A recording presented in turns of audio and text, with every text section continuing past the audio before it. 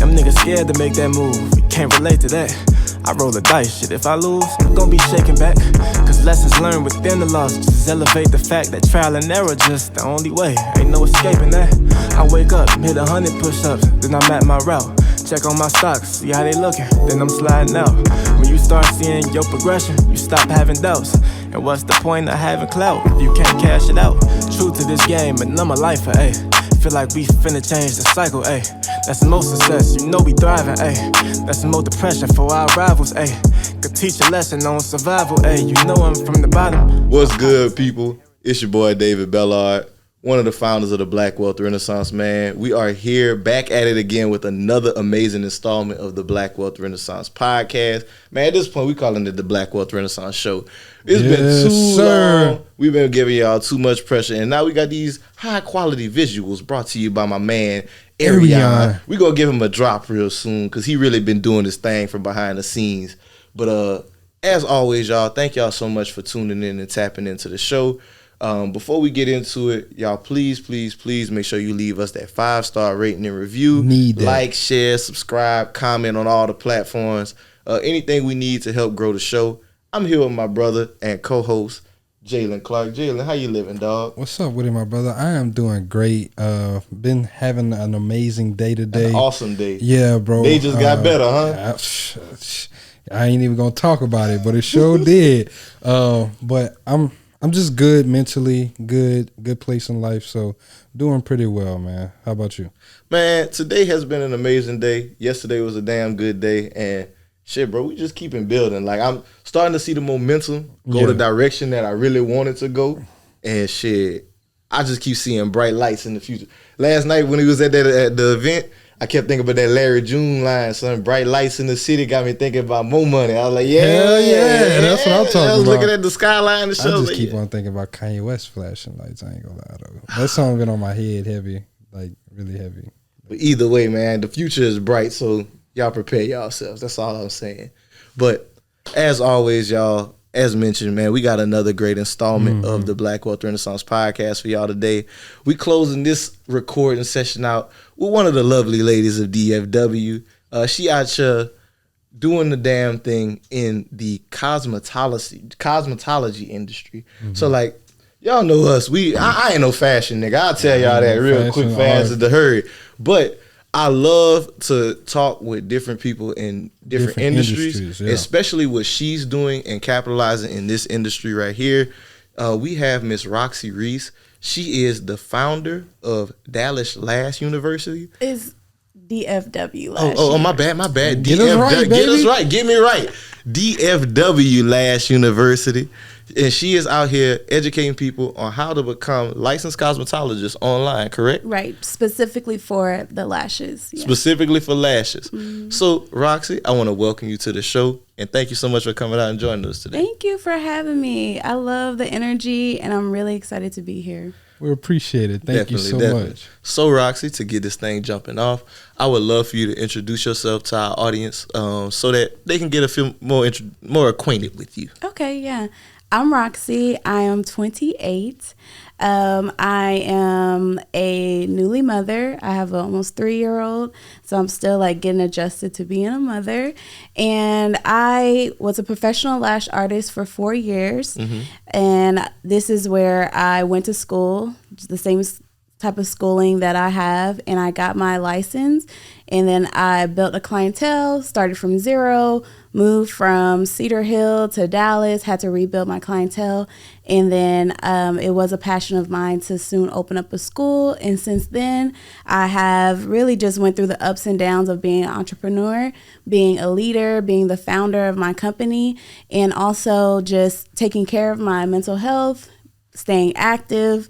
Going to the gym has been really important for me for like the last 2 years, changing my eating habits and really starting to pay attention to what I give my time and energy to.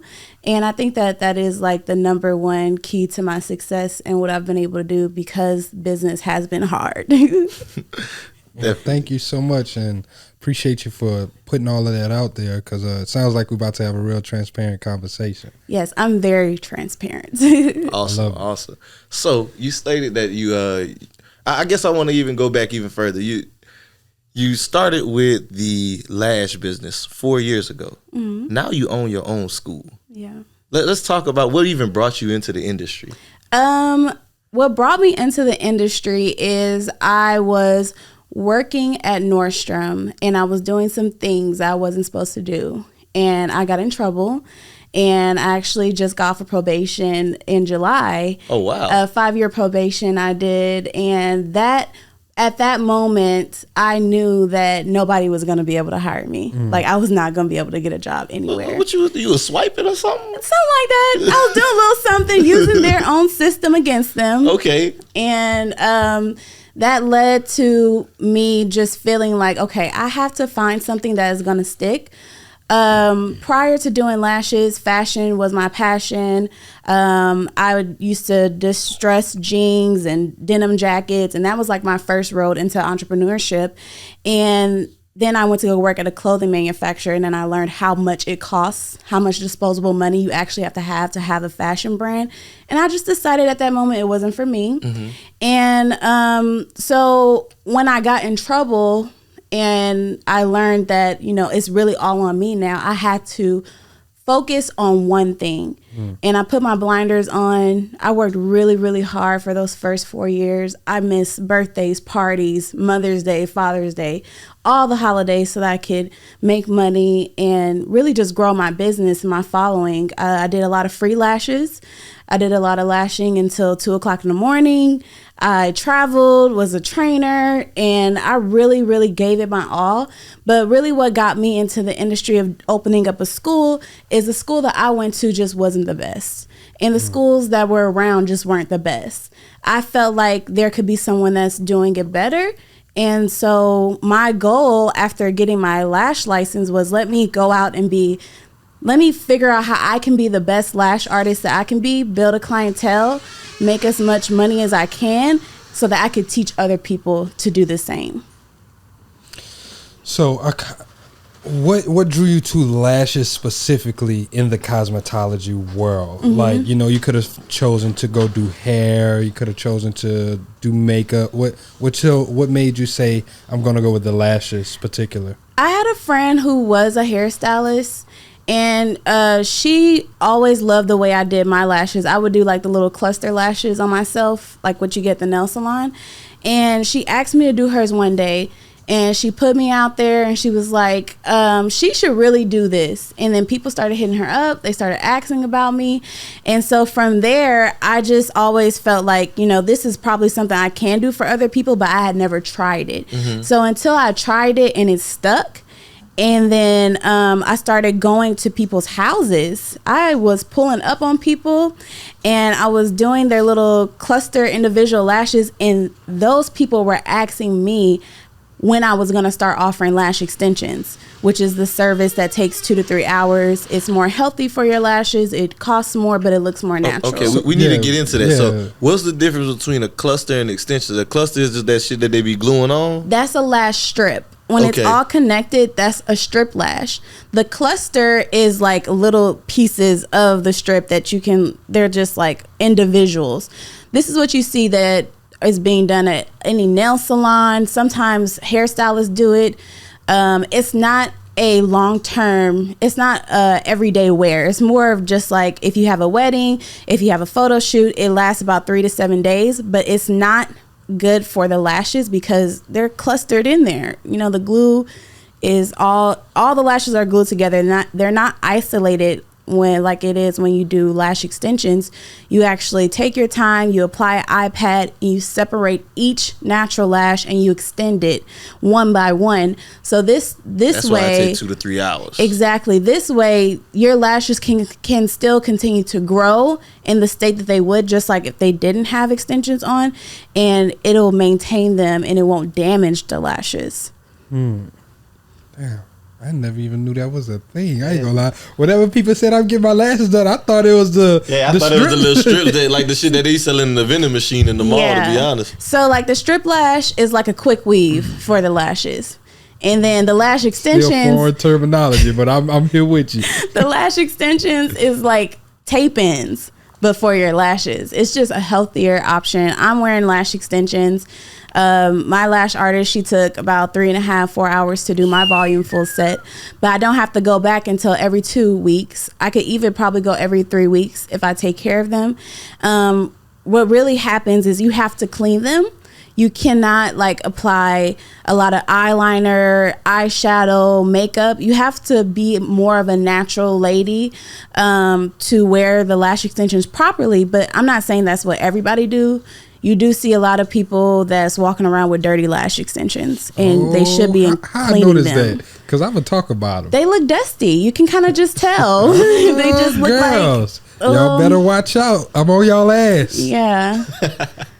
So I do appreciate you going in there. I can see that you're very knowledgeable when it comes to this lash industry. So you started your university because you didn't have a good teacher, right? So can we talk about the process of starting your own school? Woo! Starting the school was a lot of paperwork. The state requires that you have a lease. They require that you have a curriculum. They require that you show financial responsibility, which means you have to have a certain amount of the lease in the bank. You have to have a certain amount of the expenses in the bank before they will even issue your salon license. And at that time, you did have to have an instructor's license, which is what I had. And it was just a lot of paperwork. You know, I feel like when we think about lash artists and cosmetologists and just wanting to become an entrepreneur, you don't understand how much research and reading, contracts that you have to do. Like, it's other things than just being the CEO. Other than doing the work, you have to do instead of working in the business, you have to do the work on the business. Exactly. And those were things that I learned while being a lash artist, like making sure that my policies were together, my late policy, my last minute cancellation policy, because as a lash artist, because what we do is so long and we can only take one client, if a client cancels last minute, you're supposed to charge them full whatever they were supposed to be charged. They need to pay it, because it's not like I can call up my next client and have them come, because the service is taking 90 to 120 minutes. It's really hard to replace it versus being a cosmetologist. You can stack your clients. You can have multiple clients coming in at the same time. You got one over here at the washer. You got one over here that you're working on. You got one over here at the dryer. It's different. So I had to go through all that and really learn like the business side of being a lash artist. And that really is what set me apart, because you see a lot of people just winging it, just doing lashes out their home, letting clients do whatever, pull up with their kids, be 30 minutes late. And you have to set boundaries. Otherwise, you will start to resent what you do and your clients. Okay, so there's a few things I want to kind of unpack from there. The instructor's license. How long had you been doing lashes until you got your instructor's license? I actually, when I got my first license, I went right back to school to get the hours for my instructor's license. And at that time, it was 750 hours. Wait a minute. 750 for the hours? instructor? It takes For more the hours to instructor's be a lash license. instructor than it do to be a police officer? Well, that's just to be an instructor, period. It doesn't matter what main license you hold. But for cosmetology? So the way it's broken down is you can be I can instruct on any theory, but I can only do demonstrations on lashes. Now, if I was given a lesson plan on how to do a haircut, I can teach the lesson plan, but I can't demonstrate how to do a haircut because you're not a barber. because my license is only over lash extensions. Texas, what's great about Texas is they broke down the cosmetologists. Like in other states, you have to get a cosmetology license, which is hair, nails, skin, barber, everything, right? It's a 2,000-hour program. In Texas, they broke it down because they were like, well, people aren't completing it. People just want to do skin. People just want to do nails. So then they broke it out. You have your esthetician license. You have a manicure license. You have your barber's license. There used to be a wig license. And they just broke it down to little sections. So it was more obtainable for people.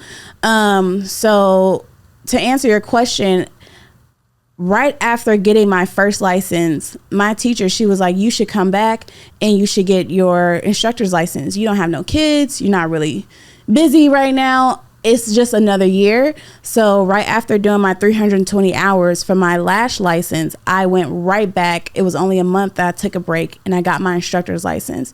I did the hours for it. I sat on the hours. I didn't go take my test. I sat on the hours, which just means that I had them. I can go take the test whenever. And then when I found out I was pregnant about 3 years after that, that was the moment where I said, okay, I need to get serious about opening up the school, because I don't want to be behind the lash bed. I want to be able to be with my family, to be with my son. I don't want to be stuck behind the lash bed. So that's where I buckled down while I was pregnant, got my license. I had to go take the test 2 times before I passed it. And then I started working on opening up the school. So you said 750 hours? So divided by 24, that's about 31 days. But how many hours a day are you actually able to go to school to obtain that? 6 to 8 hours. Okay. And it's not every day. You know, sometimes it's a holiday. You can't go on the weekends. Sometimes my school's closed. It was so you pull up, you think you have school, and it's no school. So, Roxie, I wanted to ask you, with being behind the nail bed, before getting further into the school, what's like the ROI on that, right? So you pay to go get the license initially. What are lash artists typically charging? Starting out, you can charge for a full set. A beginner lash artist can charge anywhere from $100 all the way up to like $180. Now, it's 2 components to our business. You have the full set, which is the first initial set. It takes longer. And then where you really make your money is on the fills. This is the residual income that comes in, because your clients, they get addicted to the lashes. They want to come back every 2 weeks to maintain it, as long as it's in their budget and then you're attracting the right clientele. So what I learned was, my first year in business, I made around $50,000. My second year in business, I made around $70,000. And then my last year, when I was really, really going, I wasn't even full time. I had just raised my prices, and I did a little bit under $100,000 working like part time. But that's when my prices were more $250 for the full set, all the way up to $350 for the full set. And the full set is for the initial? The right? Initial. And then my 1x1 extensions? Right. Okay. And then my fills were anywhere from $85 up to $175. And how often would they come back and do those? Every 2 to 3 weeks. And how long does the fills take versus the actual full set? It depends on if they're getting classic, volume, mega volume, but anywhere between 60 to 90 minutes, sometimes 120 minutes, which is 2 hours. And that is the one that I was really making the most money off of, but I was charging $175. Damn. Sheesh. Plus the tip. And when you start attracting the right clientele, they will tip you 30%. So I was also making $40 on each client just in the tip. Damn. So you mentioned something about, the maintenance of the lashes and people actually, canceling and all of that, right? I see on the timeline people talk about the hairstylist, like, oh, this person, they charging me for every they be on their top, and they're like, they charging me for this, charging me for that. So like, how do you feel about, like, is that two totally different scenarios? Because like you said, with the lashes, you only got one client. Are you taking one client a day? No, you can take up to three full sets. That could be an 8-hour day. Okay. Or you can take 6 fills, and that could be an 8-hour day. And you're supposed to make the same amount of money whether you're doing 3 full sets or 3 fills. I got you. That's how you work smarter, not harder. A lot of people, they don't make as much during their fills because they don't charge what they're supposed to charge. But when I look, I've seen those posts, and I think that people just they need to focus more on attracting the right clientele. Not everybody is for you. Those people that are complaining about the price of what hairstylists are charging, you can't afford it. So you shouldn't even be worried about it. I think that it's all worth it, especially if you value your time. Like me, I value my time so much. I maintain my home, but every 2 weeks I have a maid come. While she comes, I get to go to the gym. I get to get a facial. It's other things I could be doing than spending 4 hours deep cleaning and washing my baseboards. That's how much I value my time. So if you want to try to do your own frontal, go ahead. But when you lose your edges, when it does not come out right, you can't lay your baby hairs, you're going to end up paying, or you're going to end up going to someone who doesn't do as good as a job or doesn't charge as much, and you'll see why. Going back to a quote Carter said to us today, experts are expensive, but amateurs will cost you a fortune. They will cost you 3 times as much. Like, you go to an expert, you don't understand how many bad lash applications I've had to remove, and they take just as long as doing an initial full set. And I can't charge somebody $200 because my time, because I'm removing lashes. You know, it's about $75 to do a lash removal.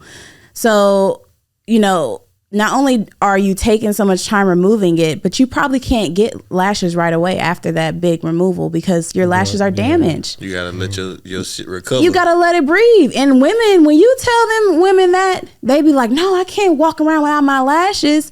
And it's like, yes, you can. If you want to have lashes, you will, and you will go home with a growth serum, and you will apply it every day. For a little minute, and I will see you in 8 weeks. Like SpongeBob. Boy, exactly, and I just feel like everything is just, you know, I pay about $300 for my Russian manicure. I don't have one right now because I was going to another nail tech, and she was damaging my nails. So I went back to my other lady, and she straight up told me, I cannot do your nails today. I have to see you back in 4 weeks. And she sent me home with a nail growth serum, and I've been applying it every two times a day. But she turned down $300 plus a tip, because you know I'm tipping 30%. She turned that down and instead sent me home because her ethics, her morals. She knows that it's probably not going to last if she was to do my nails that day. And that's what you're paying for. You're not paying for you to sit in somebody's chair and they bullshit you and they just take your money and they don't tell you about the health, where your hair stands. But people don't want to hear that. They want to get their service and go about their day. And then if it doesn't last a week later, they're going to just blow you up on Instagram and do a TikTok. They talk bad about you and shit. Exactly. When it's like, no, you knew you had like blepharitis and you trying to come in here and get some lashes. Like, you knew. What was that called? Blepharitis. It's when people don't clean their eyes. You know, men get it, children get it. It's when you don't clean your eyes properly. You can get lash mites, all different type of stuff. What? Oh shit! that shit sound nasty. I ain't gonna lie. Lash mites, that shit sound diabolical. I can send you a microscopic video. I don't want to see it, actually. Thank you, though. I don't want to see it. But Roxie, you touched on something that was very important, and you kind of spoke on it for a minute, even what you mentioned in your nail tech, and that's charging your worth as a professional, right? So how do you get to a point where you charge your worth as a professional outside of just finding the right clientele? Like, how do you, even outside of that, how do you establish your worth as a professional in this industry? I heard you say you was doing stuff for free at the beginning. Oh yeah, at the beginning I would lash anybody that would let me, because I knew that it's just like trying to be the best basketball player. You have to practice the free throws. You have to build the muscle memory. It's not just going to happen overnight. So that's something that I understood. So I was okay with, hey girl, just tip me. If you can just come through, if I can just practice for 3 hours. I used to make people lay down on a bed for 6 hours, just take up their whole day so that I could practice. And, you know, when it comes to charging your worth, it's all in your mindset. If you don't think that your time is worth it, if you don't think that waking up 2 hours before the appointment so you can get there, be organized, be prepped, be professional. If you don't think all those things are worth it, then you're never going to make money. It's just a hobby, sis. Okay. Like, if you don't have the balls to tell somebody, yeah, I charge this much, and then when they start trying to negotiate and lowball and not follow your policies, to turn it away, you're never going to make it. You have to know that what you're doing and why you charge it. And it really just goes all the way back to knowing your expenses. That's another thing. Like, you have to know how much money you want to make. Because if you know how much your time is, how much money you want to make, there's no going back and forth with me when I tell you my price is $350. It's gonna be $350. I don't touch nobody unless it's $350. So it's really just the mindset. And I feel like a lot of people get into, especially the cosmetology world, because they want to be the it girl. They think it comes automatically with the 6 figures and the traveling and doing celebrities. But a lot of the money comes from regular people, strangers who just want to know that you're professional. Like my best clients were older clients, people over 40, more established women, women that didn't care for the big, fluffy, overly dramatic lashes. We're going to talk about that shit. Yeah. So, you know, when it comes to charging your worth, it starts in your mindset. And then you have to know that, you know, you have to make a living. It's so many expenses that it comes with being an entrepreneur. And I know we get to write off a lot of things, but it takes a lot. And it's not just learning the craft, but taking a business course. I invested in my business before even opening up the school. I invested in myself in trainings, $20,000 before I opened up the school. Within the first 3 years, I was always reinvesting my money into courses because I knew it was just not the skill. It was more about being a business owner. And that's things you don't learn in school. Facts. And before we get into that side, you throwing out these numbers, $350, $300 for nails. How the fuck these women affording this shit? Cause I know I be mad as hell whenever they tell me $30, $40 for a haircut. Exactly. And that's why men need to be more appreciative with women want to be taken care of and they want to be valued because it takes so much for us to look like this. You know, it's not just about taking us on a fancy date and, you know, planning it out and all that type of stuff. It's about understanding like, wow, I want my lady to look the part. I want her, she's a reflection of me. So I need her to be put together and value that because hair, nails, feet, everything, waxes, it's about $1,500 a month for me to look like this. I was adding the numbers in my head. I said, it's about 12, 15. It's about, and the gym membership. That's maintenance. It's maintenance. That's rent shit.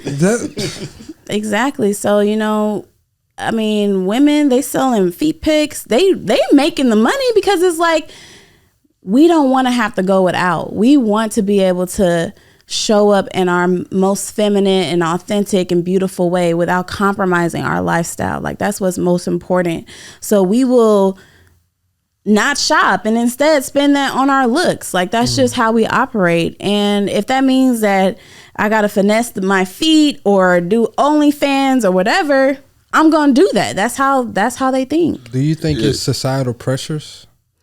No, it's really just about, you know, I can really answer this question because I was there buying all the luxury and all this type of stuff. And when I was at my lowest point, I started to resent these things that I had because I was still empty. So it's not about the pressure. It's really just about making ourselves feel good. And it's the therapy, you know, it's other aspects, but it's just something about after my nail appointment, I look down, I'm driving and I'm like, man, now my nails are done for the next 4 weeks, next 6 weeks. I'm good. I don't have to worry about them. I'm stress free. It just takes a load off. Being able to wake up with my lashes, I can run out the house real quick, take my baby to daycare. No, I'm not looking crazy. I look somewhat put together. So that's what we value more. You guys can just roll out of bed, just throw some water on it and you're good, you know? Definitely do. I ain't gonna hold you. I wash my face, brush my teeth. We out the door, baby. Make sure you clean them eyelashes because you don't want them lash I don't want that shit. No, you're right. You gotta pick the lid up and go around a couple of times. You just taught me some shit because I promise you. Yeah, I don't want that shit. Where you was going with it? So I wanted to kind of get into the mental health side of things. That's where I wanted to go to. So I know you touched on that in the beginning, in the intro. What are some things that you do to manage mental health as a business professional? Because I definitely understand the struggles of it. Being an entrepreneur myself, it's hard to find balance, right? Especially you mentioned missing birthdays and family events and all that shit. It's part of the journey, but it does have an effect on you. And it's like, damn, all my family over here, they having a good ass time, and look at me, I'm just over here grinding. So like, what is it?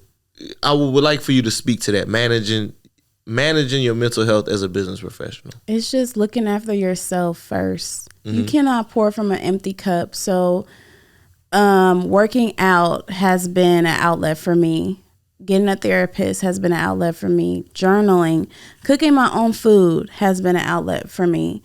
And really just being still, not being isolated, but just having that time to reflect on things that are going on, and instead of running to my friend and letting them purging all my problems onto them, really looking within.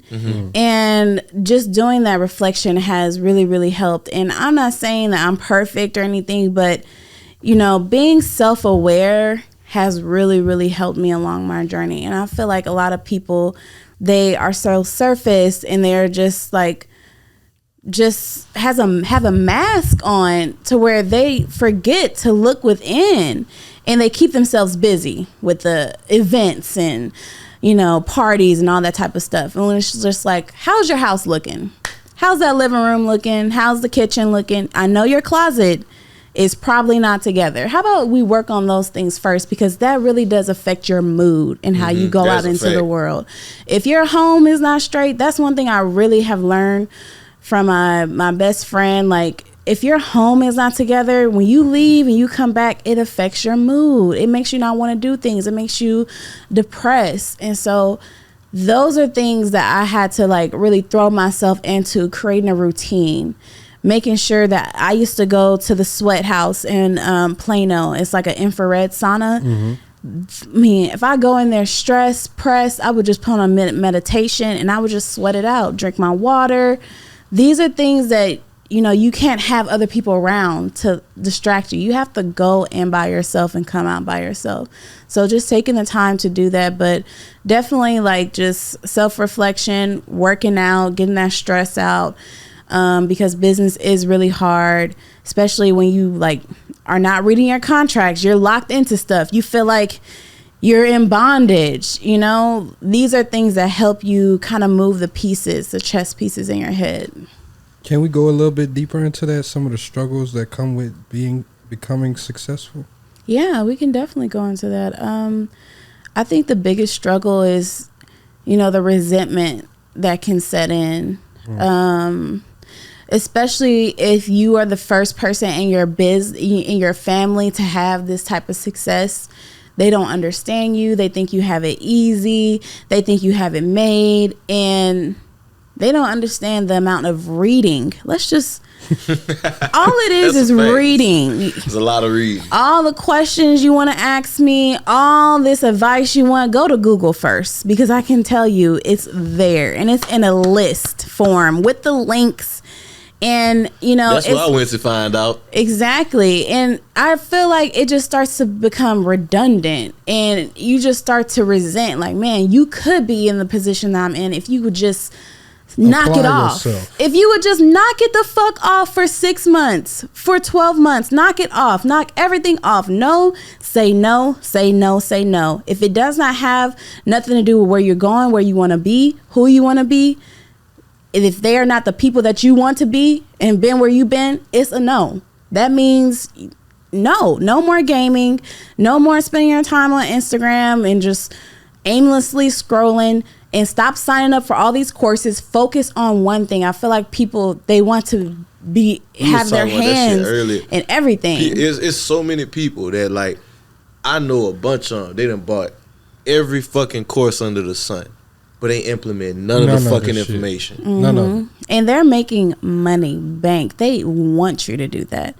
And I can really speak to that. We're about to celebrate graduation for students, and we have a class of 57 students, but only 8 of them have their license. Only 8 of them actually applied themselves to go take their license. Those numbers in our graduation, it's not going to be a celebration. It's going to be me screen sharing for everybody to sign up for their license. That's what we're going to be doing. We're not going to be celebrating. So can you go into that more? So, okay, you have the education, right? You have the education, they need to just go to apply through the state to get the license? Yes. Once we put in their hours with the state and drop them, they're eligible to go take their exams. It's $50 for the written exam, $72 for the practical exam. If they pass it on the first try, I will personally write them a check for $122 and send it back to them. Sheesh. There's no excuse, but they come up with anything. Like, honestly, the excuses I've heard from my students is just like, y'all don't really want it, but I got y'all money, so it's cool. That's how I You feel. bullshitting, wasting your time, wasting my time. But like you said, at least I got the money. Wasted our resources, my payroll, and I just don't get it. Like, and I get it. I mean, I understand where you're coming from. I don't get it from the standpoint of a person who would take the class. Why would you spend so much time, effort, and energy to learn something and not act upon it? Because it's something that they see other people doing, and when they get into it, they see how hard it is, they give up. And that's something that they have to deal with themselves. I used to get so emotionally tied because the school I went to didn't have anything. I didn't have a kit, but I didn't sit around, you know, in that funk like all the other students and dwell on the things that I didn't have. I just ordered my own stuff, and I looked at it as an opportunity. I have a space that I can practice at, that I can get feedback at. You know, nobody really down my neck. All I have to do is clock in and be here. Let me make this what I can make it. And that's the attitude you have to go into. If you don't have that attitude, if you want to just be mad and sad that you're not catching it, you're not getting it, it's hard, you're never going to make it, because life is hard. I kind of want to go into something you mentioned earlier, and that was you know, doing whatever happened at Nordstrom's. How did you not let that define where you were going in life? How did you not let that deter you from opening up your school? Did you ever feel like, oh, I have this on my record, I won't be able to do this type of thing? Yeah, I've gotten, you know, even when I go apply for an apartment or any type of loan or anything like that, that shit comes up. I have to appeal it. I have to fight it. You know, so really, I just knew that there's no going back. Like, what I did, what I've done, it can't get worse. It can only get better. But it's based off of what I do from here on out. You know, and I just couldn't stay in that moment. At the time, I was living with my parents. You know, like, it was such a pivotal moment. I'm 22, 21. I have the rest of my life to live. If I let this define me, I'm going to be living on the streets. I'm going to be homeless. I'm going to be at a gas station job. Do I really want that for my life? That's not my potential. That's not where I see things going for myself. So I really had to lock in and stay focused. I mean, I see people, I go out every now and then. I was at the 5 a.m. club a couple weeks ago. What is it? That's out here? Yeah, it's out here. It's like a movie theater club that stays open till 5 a.m. A movie theater club? Yes, it's so dope. That Y'all should sounds go. lit. But you need go. you gotta buy a section to do all the fun stuff. But it's cool. It's cool though. And I seen some people that I knew from high school, and they like, where have you been at? And I'm like, I've been working. I've been in the bed by 10 p.m. I've been up at 6 a.m. I've been working. I've been locked in, and that's just what it takes. You know, you can't just be obsessed with your image and how you come off. Like, there was times where the first couple of years of my business, I stayed in the same tennis shoes because I was just going to work. I didn't buy myself anything. If it wasn't for my business, redecorating my room, buying more supplies, adding a course under my belt, I was not doing it. You know, locked in. It was really thin back then, and now I'm able to enjoy the fruits of my labor. So now I don't feel as bad. I can go to Houston. I stayed a month in Thailand. I did a fasting retreat. I got to immerse myself into the culture, and this is why I stayed so focused, because now I'm able to do these type of things. People seek freedom. That's a powerful quote I heard on a song from one of my favorite artists. Discipline is how you get to freedom, though. Like, that discipline from those years where you sat there and you didn't take advantage of you may have been making the money to take advantage, because like somebody might say, man, I made $70,000 my second year as a full-time entrepreneur. I'm gonna go on a vacation. You chose to invest in yourself. Now, the discipline of investing in yourself led to the freedom to go to Thailand for that month and learn these things. Talking real heavy. Yeah. Y'all both talking heavy. And a lot of people don't want to hear that. A lot of people choose to look over that because they see people taking the trips and they're like, well, they did it, I can do it too.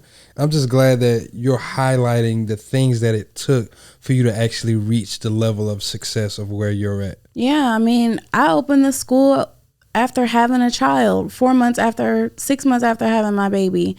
Those 6 months, I was not able to, have those moments with him, those bonding moments, like there was a lot of me calling my mom saying, Mom, can you just watch Bronx so I can sit outside and just work on this outline? Like, that's all I need to do. Just give me 6 hours. I sacrificed so much. Oh no. I sacrificed so much to be in the position that I'm in. So I don't feel bad. I don't feel bad for no one that wants to be in my position. I don't feel bad for people that want to say slick things about how I live my life, because I know it's just coming from a lack of mindset. They are not happy with themselves. They are not happy with the way that their life is going, and they don't see themselves being able to do the things I'm doing. And it's just all out of lack. And I don't like anything out of lack. I'm about abundance. I'm about, sacrifice to get what you want, because that's just how I've been since day one. As a senior in high school, I had 2 jobs.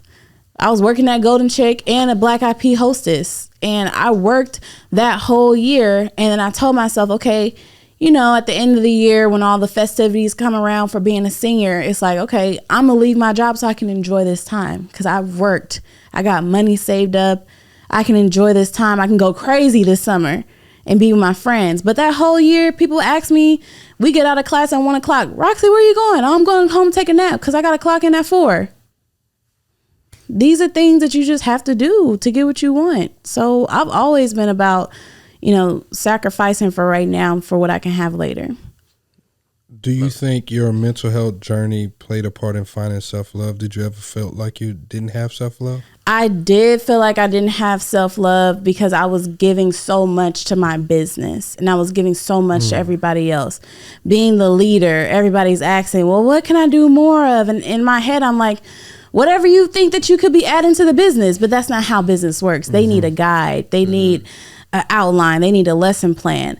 And so there was a lot of me just giving from what I did not have. And, also going through a divorce, like that affected my mental health so much, because I wanted my family. I don't want my child to grow up in a single parent home. I wanted to fight for my family, but at the end of the day, it just was not working, and it was not adding to the mental health that I was in. And so leaving that relationship and being able to be by myself, I've been able to focus and use this time on making Roxie whole and giving Roxie what she needs, which is exercise, water, whole foods, meditation, so I can show up in the way that I want to show up for my son. Because at the end of the day, it's not about me anymore. It's about him. It's about what he sees, because he's at the age where he's just taking everything in. So that was deep. Definitely. You touched on some deep shit. And I hate that I want to bring it back to this, because it's a question that was in my mind from earlier. But you mentioned with the school, right? Your school is primarily online. Mm-hmm. You have to get a physical location still? Yeah, I have to get a physical location to maintain my license. We still have to get inspections. But the students, at any point in time they're struggling, they have access to the school, which I keep very clean. It's a beautiful space, and they have all the tools that they need to come, and an instructor will be there, and they can get all the help that they need. We just don't have class every day. Gotcha. That had threw me for a second. I was like, it's crazy that they require you to have that, even though you're primarily online with the classes. So are your students primarily based in Texas? No, we have students all over El Paso, Austin, close to the border, and they still drive if they need help. If not, they can book a virtual office hour. But me being the young, just trying to get around the rules, I'm like, if I was to have students to come in and I have to pay somebody to be there, my expenses, we did have a hybrid program, which was 2 days in person, 2 days online. And what I found was they had more excuses. They were late. They were more unhappy. They wanted me to be there, first of all. Like, they wanted me to be their instructor. Yeah. And I was positioning myself more as a CEO and not their instructor, because I know I can't do everything. Mm-hmm. And I actually had booked the call with Kevin Samuels before he passed away, RIP to Kevin Samuels. And I got a business consultation with him. And he told me, he was like, you're trying to run this hybrid program and it's eating up all your expenses. And they don't like it because you're not there, but your online students are happier. Why don't you focus on making that better? Because at that time we was on Google Classroom and it was a little ratchet. It was real ratchet because I was like, just scrapping it together. Hey, phases and seasons. Exactly. We used to be on Zoom in my grandma's crib. I'm telling you, this shit was not always like this. Exactly. So he straight up told me, he was like, you spreading yourself too thin. You know, why don't you just focus on making the online program the best that it can be? And then, you know, you'll be able to come back to that in-person realm if needed. But honestly, our students are way happier online. We have students who have multiple children, multiple jobs. I still work the phones, so I still talk to some of these students. I had a girl call. She said, I work 7 days, I'm off 7 days. And I'm like, well, that's great. You can still do our program. This is something that's going to work for you if this is something that you really want to do. So I get more joy knowing that, yeah, they don't have to come to school every single day, but we are there for them when they need it. But do they tap in? Sometimes. Do we have students that could tap in more to actually get those resources? Yeah, I feel like I'll know when a student is special when they at the school every single week, their whole program. They like, I'm gonna be here and get what I need. Do this shit for real. And then I'll be like, okay, I got a job for you. I can do something with this. I like this, but it don't really happen a lot. So I kind of want to talk about the school and the success that you've seen from it. How long is the program for the school? It's 12 weeks, but we just launched a 6-week program for certified lash artists because I know 12 weeks can be kind of a long time. And we are a credit hour school, which means it's done more like a college. Whereas your traditional cosmetology school is a clocked hour school. That means they have to physically be there in the school, which is really how I'm doing what I'm doing. So that's a gem. But so with it being a credit hour school, as long as they complete their work, they get a module completion form and they're issued their hours. Okay. And how many students have you seen come through your school already? Over 200 students. Turn up. Congratulations. Thank you. And of those 200, how many people have gone on to take their test? About 50 of them. Okay. Yeah. About Still a 50 good to 60. rate. Yeah. But the numbers do show that we have a very high passing rate. So out of those 60 students that actually went to go get their license, they passed on the first try. Like we're in the 90%. Hey, So congratulations. yeah, the program is working, and as long as they apply themselves, all it takes is them just to register it, and we send out reminder emails. But you know, You can't make somebody do the work. You really can't. Every business, I mean, all the schools, they all have fall through. I know girls that I went to school with, they still ain't got their license. You know, I got a cousin that went to cosmetology school, did the whole program, still ain't got her license. You know, it just happens like that. But how bad do you want it? Exactly. All we can do is just incentivize them. So we do remind them that they get reimbursed if they pass on their first try. And it's at that point, it's just up to them. But I am super proud. We have girls. I had a student that has went on to open up her own school. I have students who have product lines. I have students who are trainers. And it's just amazing being able to see what they have turned their license into. And the community that we have built, I mean, it's really based off of this support that I got being a lash artist. I was always like a natural lash. I always promoted keeping the natural lash healthy and charging your worth. So that followed me when I opened up the school automatically because my reputation was so just so good. People, you know, they shared, they sent people to us. Until this day, we still have that community. And I'm so grateful because I would not be here if it wasn't for the support of the community that we've been able to build. Love it. I do love it.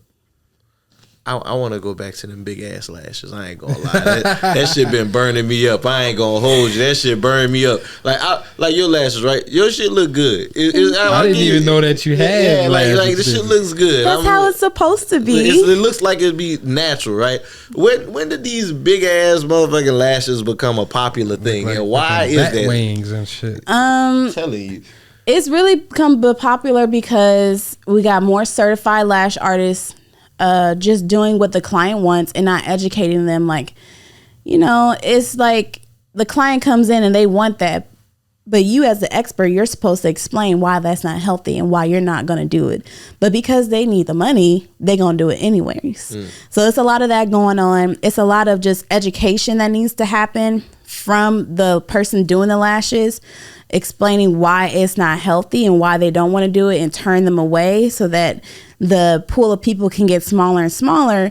But because they have to make the money, they don't really care. It's a lot of just trappy lash artists doing trappy lashes to bottle girls, people that really can't afford it. Because if you look at, honestly, to be able to do those big full lashes, it takes a lot of supplies. And these girls are not even charging $150 sometimes, no more than $200, and doing all this work. And granted, it might take them 2 hours, but still, to be able to do that big look, you should be able to charge a lot more. But because they doing their homegirl lashes, they doing the people that's hot in the city, they are giving in to what people want instead of doing what's right for the natural lash. It's just like healthy hair, healthy natural hair. If I go to a healthy natural hairstylist, she's not going to relax my hair. She's not going to put in extensions that is going to weigh down my hair to break it, because she understands that she needs my natural hair to be able to make her money.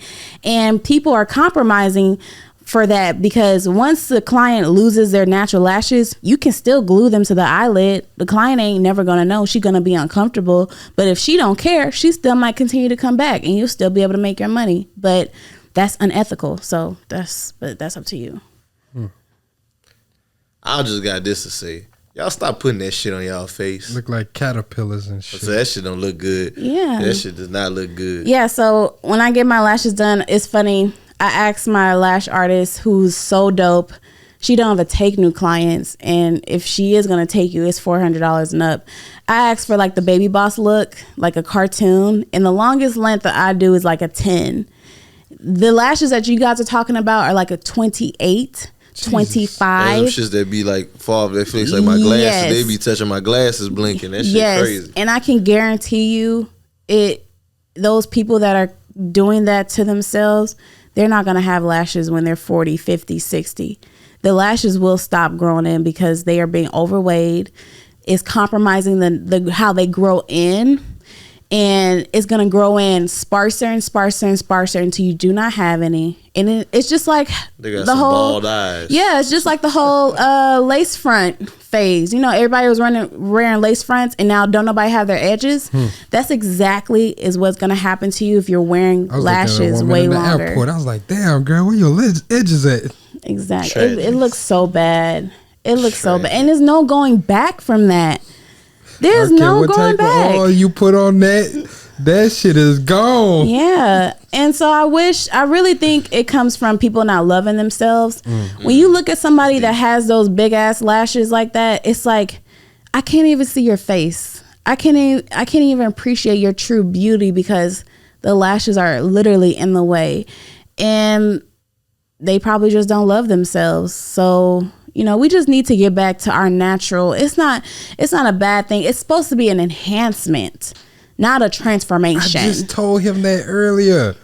I was like, you got to enhance with this shit. Mm-hmm. It's not just supposed to take over. Exactly. And instead, black people, we just want to take it too far. We just want too much. They like, I'm paying, well, if I'm going to pay $200, I need all the lashes. And it's like, no, ma'am, you're going to get what you get. You're going to get what you can handle. And until you grow some more lashes that are longer, thicker, and fuller, this is what you're going to get. So, but people are scared.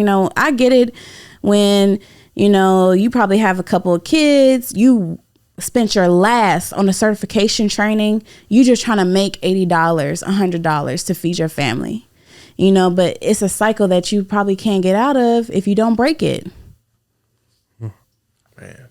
I appreciate that. You've been kicking some shit. Yeah. This has been a really good episode. So, I do want to start pivoting to the last few questions that we have. Questions that we ask everybody. Okay. So, Roxie, what is a personal finance tip that you live by that you would like to share with our audience?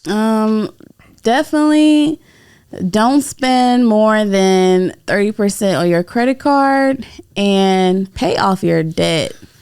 Like, pay off your debt. Do not let your debt follow you and just linger on. I like this woman. She's on it. She's on it.